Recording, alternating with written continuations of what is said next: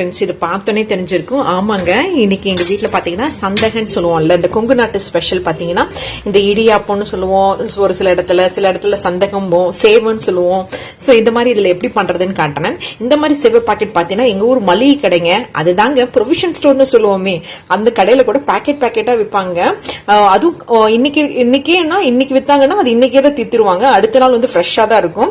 ஒரு நாள் இருக்கிறத அடுத்த நாள் ஃப்ரிட்ஜில் வச்சுலாம் விற்க மாட்டாங்க எங்கள் ஊர் கடையிலலாம். ஸோ அந்த மாதிரி இருக்கிறத நான் இன்னைக்கு எப்படி பண்றேங்கிறது காட்டுறேன். சோ எங்க ஊர் சந்தக சேவைங்கிறத நான் எப்படி பண்றேன்னு காட்டுறேன் உங்களுக்கு. அதுக்கு வந்து பாத்தீங்கன்னா அரிசி வந்து பாத்தீங்கன்னா நான் இட்லி அரிசி எடுத்திருக்கேன். இதுக்கு புழுங்கல் அரிசியும் எடுத்துக்கலாம். இட்லி அரிசி பாத்தீங்கன்னா கிட்டத்தட்ட ஒரு 3 ஹவர் ஊற வச்சிருந்தேன். புழுங்கல் அரிசி இருந்ததுன்னா கூட நீங்க 3 ஹவர் ஊற வச்சுக்கோங்க. பச்சரிசி மட்டும் போடாதீங்க, அது ரொம்ப ஒரு மாதிரி சூடா சாப்பிட்டாதான் நல்லா இருக்கும். ஸோ அதனால என்ன இட்லி அரிசியில் வச்சு இந்த எப்படி பண்றேன்னு காட்டுறேன். இது பாத்தீங்கன்னா கிட்டத்தட்ட 1.5 அளவுக்கு அரிசி எடுத்து ஊற வச்சிருந்தேன். 3 மணி நேரம் 3.5 மணி நேரம் இருக்கும்னு நினைக்கிறேன். கிட்டத்தட்ட 3 to 3.5 மணி நேரம் ஆயிடுச்சு இப்போ. ஸோ இப்போ இது கிரைண்டர்ல நல்லா ஆட்டிட்டு அது எந்த பக்குவத்தில் ஆட்டி எடுக்கிறங்கிறதையும் உங்களுக்கு காட்டுறேன். கிரைண்டர்ல அரிசி போட்டுட்டு கொஞ்சமா இந்த கிளாஸ் அளவுக்கு ஒரு 1/2 கிளாஸ் அளவு தண்ணி எடுத்து ஊற்றிருக்கேன். கொஞ்சமா பார்த்துட்டு ஊற்றிக்கலாங்க. ஸோ இதை போட்டுட்டு இப்போ நல்லா மூடி வச்சுட்டு இதுக்குன்னே இருக்கிற இந்த கேம்ப் வச்சு நல்லா க்ளோஸ் பண்ணிட்டு இதை ஆன் பண்ணிட்டு நான் உங்களுக்கு எப்படி அரைப்படுதுங்கிறதுன்னு காட்டுறேன். இப்போ உங்களுக்கு இது நல்லா கேப்பை க்ளோஸ் பண்ணிட்டு நான் உங்களுக்கு காட்டுறேன். தான வீடியோ இருக்கிறதுனால இதை சரியா க்ளோஸ் பண்ண முடியல, சரி பண்ணிட்டு உங்களுக்கு காட்டுறேன். இப்ப பாருங்க, நல்லா க்ளோஸ் பண்ணிட்டேன். இது நல்லா இது இப்படி ஓபன் பண்ணா இது இதாகும், பாத்தீங்கன்னா இப்படி க்ளோஸ் ஆகும். இந்த மாதிரி எங்களோட அல்ட்ரா கிரைண்டர் இது. ஸோ இது மேக் ஷோர் வந்து பாத்தீங்கன்னா இந்த கேப்போட இந்த இது வந்து இந்த இதுல கரெக்டா ஃபிட் ஆகணும்னு பாத்துக்கிட்டு கரெக்டா இதை வச்சு இதை லைட்டா ப்ரெஸ் பண்ணி இப்படி அமுத்தி விட்டுறணும். அவ்வளவுதான், இது ரெடி. இப்ப ஸ்விட்ச் ஆன் பண்ணிட்டு இப்ப இதை ஆன் பண்றேன். ஸோ இப்போ பாருங்க, கொஞ்சமா தண்ணி தெளிச்சுக்கணும், அப்பப்போ இதை பார்க்கணும். அவ்வளோதான். ஒரு 4 minutes to 5 minutes ஆனதுக்கப்புறம் உங்களுக்கு காட்டுறேன். மினிட்ஸ் கழிச்சு பார்த்துருக்கேன். பார்த்தீங்கன்னா கொஞ்சம் இன்னும் இதாக இருக்கு. கையில் எடுத்து காட்டுறேன் பாருங்களேன். பாருங்களேன், கொஞ்சம் இதாக இருக்கு. ஸோ அதனால ரொம்ப கொஞ்சமாக தண்ணி ஆட் பண்ணுறேன். இதில் பார்த்தீங்கன்னா ஒரு 1/2 கிளாஸ் ஒரு 1/4 கிளாஸ் அளவு தண்ணி வச்சிருக்கேன். ஃபர்ஸ்ட் 1/2 கிளாஸ் தண்ணி ஊற்றினேன், திரும்ப ஒரு 1/4 டம்ளர் அளவு தண்ணி ஊற்றிருக்கேன். ஸோ இதை அப்பப்போ செக் பண்ணி பார்க்கணும்.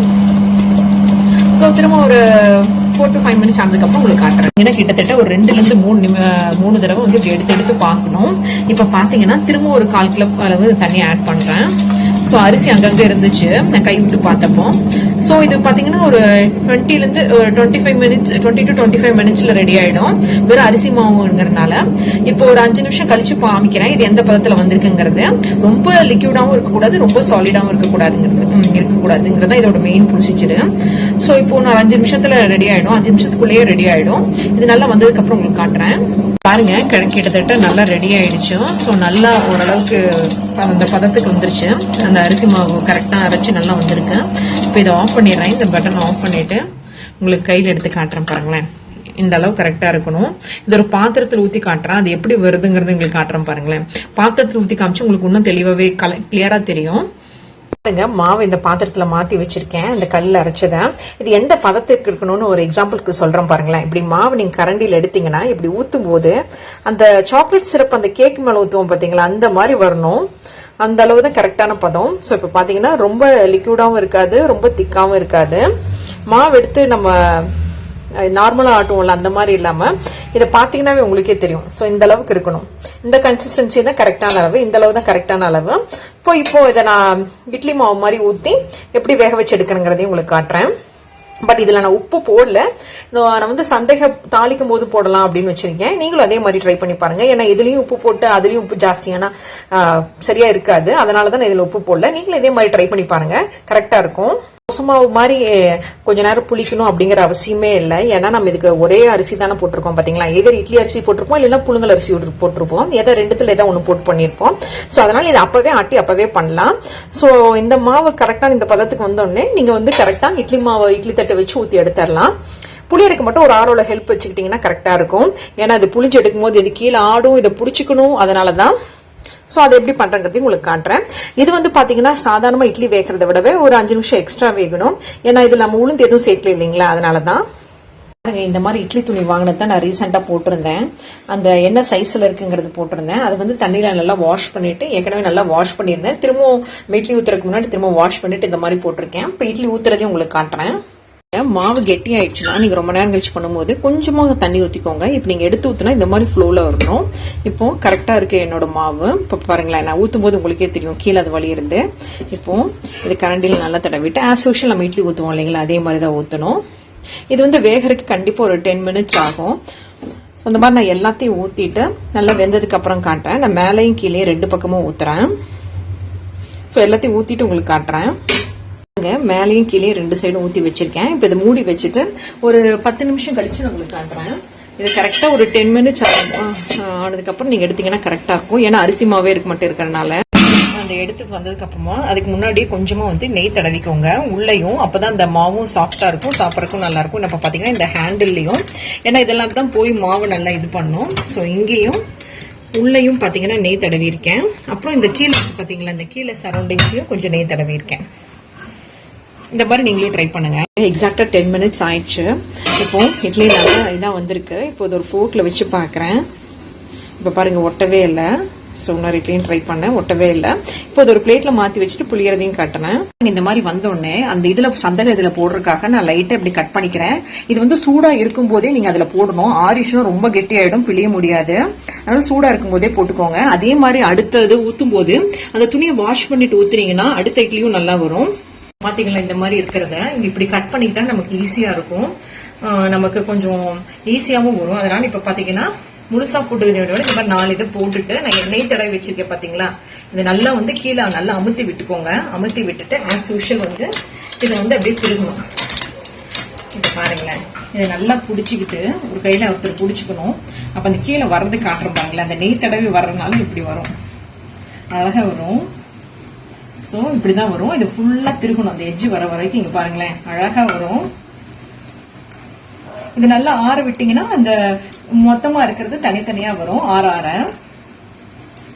போது இப்படி உள்ள போடுமா நினைச்சீங்கன்னா லைட்டா தண்ணிய பக்கத்துல ஒரு பவுல்ல வச்சுக்கிட்டு இதை எடுத்து உள்ள போடுறதுக்கு சௌரியமா இருக்கும். இது ஒரு சின்ன டிப்பு தான். பாருங்க, இப்படி கெட்டியா இருக்கிறத இப்படி ஒரு பிளேட்ல நீங்க வச்சு மேல தேங்காய் பால் கூட ஊத்தி சாப்பிடலாம். இப்ப நான் தேங்காய் பால் பண்ணல, வெறும் தக்காளி சேவை லெமன் சேவை தான் பண்ண போறேன். அதுக்கு பாத்தீங்கன்னா நல்லா ஆறுனதுக்கு அப்புறம் பாத்தீங்கன்னா இப்படி லைட்டா வந்து பிச்சு விட்டீங்கன்னா அதே இப்படி உதிரியா வரும். இப்ப பாருங்களேன், காட்டுறேன் பாருங்களேன், இப்படி உதிரியா வரும். ஒட்டு அது இப்ப முதல்ல எவ்வளவு கெட்டியா இருந்துச்சு, சூடா இருக்கும் போது இந்த மாதிரி கெட்டியா இருக்கும். ஆற பாத்தீங்கன்னா அதே நல்லா உதிரியா வந்துடும். நம்ம கையில எடுத்தீங்கன்னாவே இப்படி உதிரியா வந்துடும். சப்போஸ் நீங்க காலையில பண்ணிட்டு திரும்ப நைட்டுக்கு இது கொஞ்சம் எக்ஸ்ட்ரா இருக்குதுன்னு திரும்ப மீதி வைக்கணும்னு நினைச்சீங்கன்னா நீங்க வந்து இதை வந்து நீங்க ஃப்ரிட்ஜில் வைக்க வேண்டாம். ஏன்னா ஃப்ரிட்ஜில் வச்சீங்கன்னா ரொம்ப ட்ரை ஆயிடும். அதனால இந்த மாதிரி ஒயிட் கலர் கிளாத்தை வச்சு இப்படி நல்லா கவர் பண்ணி மூடி வச்சுக்கோங்க.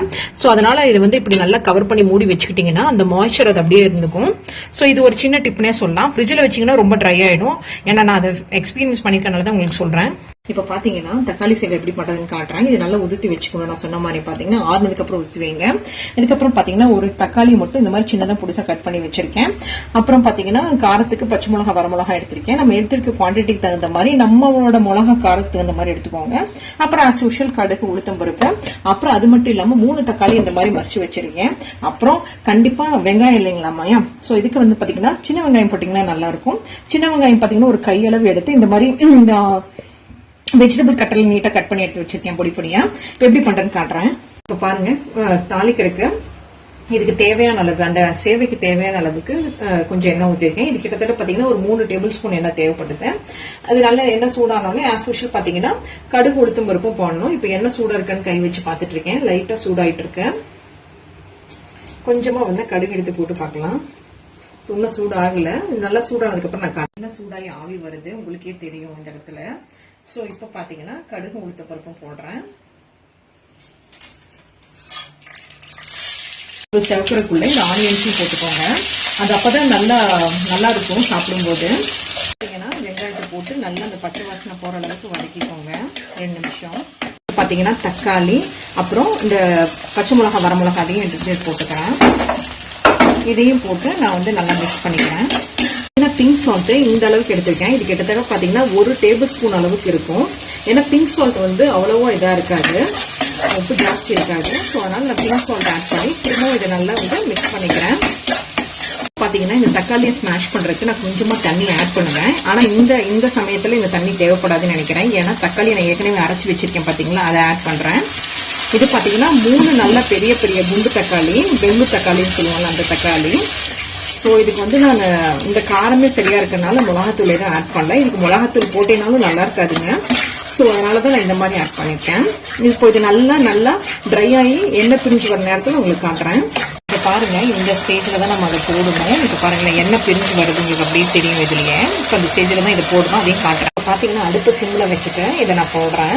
இது நீங்கள் இப்படி இன்னும் சின்னதாக வேணும்னா நீங்கள் கலர் சின்னதாகிடும். ஸோ இப்போ இது எல்லாத்தையும் போட்டு உங்களுக்கு மிக்ஸ் பண்ண போகிறேன். இப்போ பாருங்களேன், இப்போ இது எல்லாத்தையும் போட்டுட்டேன். இது மிக்ஸ் பண்ண நல்லா பொடியாக வந்துடும். இப்போ எல்லாத்தையும் மிக்ஸ் பண்ணிட்டு நான் உங்களுக்கு காட்டுறேன். இதை நல்லா போட்டு மிக்ஸ் பண்ணிருக்கேன். இப்போ இது ஒரு பிளேட்ல வச்சு பாருங்க, சூப்பரா அந்த கலர் தக்காளி கலருக்கு செம்மையா வருது. மேல ஆவி போறது கூட உங்களுக்கு தெரியும்னு நினைக்கிறேன். சூப்பரா ஆவி போக சூப்பரா ரெடி ஆயிடுச்சு எங்க வீட்டுல இன்னைக்கு இந்த பிரேக்ஃபாஸ்ட். ஸோ நிறைய இருந்துச்சுன்னா நான் சொன்ன மாதிரியே ட்ரை பண்ணி பாருங்க. ஸோ இந்த மாதிரி தக்காளி சேவை கண்டிப்பா நீங்களும் ட்ரை பண்ணி பார்த்து எப்படி இருந்திருக்குன்னு சொல்லுங்க கமெண்ட் செக்ஷன்ல. தேங்க்யூ.